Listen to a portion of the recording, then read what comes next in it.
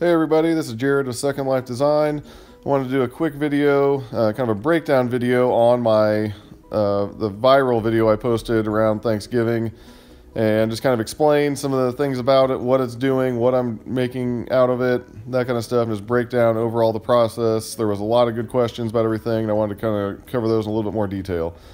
So this is me milling a walnut log with my Alaskan mill. If you've never seen an Alaskan mill, never heard of it, it is a metal fixture around a chainsaw that makes flat slabs from logs. So I use these slabs to make furniture in my shop. So these slabs in a year and a half time will be a dining table for someone. That is what I'm doing. That's what it's for. So I don't have a sawmill. Bigger logs like this are really hard to get to, so I use an Alaskan mill.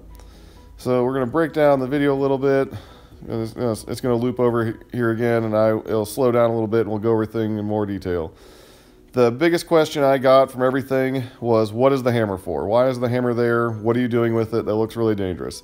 So I'm using the hammer to hammer in wedges in between the slab and the rest of the log. The wedges keep the slab lifted up so it doesn't fall on the chainsaw kerf on the chain and slow it down.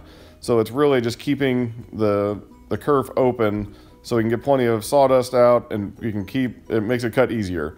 So that is what the hammer's for. There's a lot going on when I'm milling. It's kind of a intense process, takes a little bit of concentration. There's a lot going on. My hands are inches away from a chain, spinning at 10,000 RPM. I'm going through a 200-pound slab in a 2,000-pound log, and I want to keep the hammer right where I can see it and keep it accessible. That is what the wedges are for. That's what the hammer was for. The second biggest question was, what is the clamp doing? Why do you have a clamp there? What is going on with that? How can you not control that by hand? The clamp, you'll see me install it here in just a second, that goes around the throttle. That secures the throttle so I can work from the other end. The saw naturally wants to pull into the log when it's cutting, and by working from the other end, I get better control of the mill, of the chainsaw. So that allows me to kind of do this with less effort. Anyone that has milled before will tell you that it's kind of strenuous. You have your left hand on the throttle, you're pushing the whole thing through with your right hand. It's an odd position. It can wear on you. By clamping the throttle like this, I can stay at the other end, and it's not nearly as much effort. It's not hard at all as far as effort-wise. It takes very little effort to push. The saw is doing all the work as far as removing material. It is incredibly, I don't want to say it's easy, but it makes it a lot easier. So that is what the clamp is for.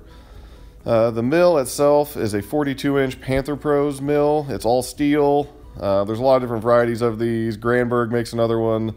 There's a lot of different styles of them. I'm not going to go into those too much. They're all kind of doing the same thing, so it's not as if it's anything special to this mill that's different than another one. The chainsaw is a steel 661. I have a 42-inch bar in it now. I also have a 56-inch bar that I can use for bigger logs. I have a milling capacity of 49 inches wide on straight cuts, and I can go around crotch sections up to around 58, kind of depending how they are shaped. I can work around those. So it's, again, the same video again, and you can kind of see it's just doing the same process. It's the same thing. Hammering the wedges in, going down the log. In real time, this was 7 to 8 minutes. I had slowed it down to 30 seconds for the video just to kind of tell the story, but this is 7 to 8 minutes in real time. With running at full throttle, I can get 17 minutes of running time out of 1 tank of gas and 1 tank of oil with the chainsaw. That is what I can get right now. Going at this path, I can cut 2 slabs, and then I have to refuel and put some more oil in it. So it's a pretty good amount of time. I spend about 2 hours cutting this whole log up. That's what I really have for that video. The video itself, I had a lot of people ask about how you can make a viral video, how you can make something that gets this much attention, how can you get that much interest from one page. I really don't have any tricks for that, no secrets on that. This was something that I did really quickly in a whim. It was a 30-second video that I almost didn't shoot. And that's the truth. I didn't plan to do it. I just kind of set everything up quickly, and that's what I got, and that's what I posted, and it worked out really well. I don't think you can aim to make anything viral. I don't know if that's really feasible. So I don't have a lot of advice. Just get some good content, make a good story, tell the story from start to finish, and that's all you can really do. I will be posting some more videos of things, some more milling videos for sure. So just kind of stick around to my YouTube. Also check me out on Instagram at Second Life Design. Drop me any comments, DMs, anything like that, and we'll get some more stuff going. So I appreciate everybody following along. Anybody, any questions, let me know. Thanks.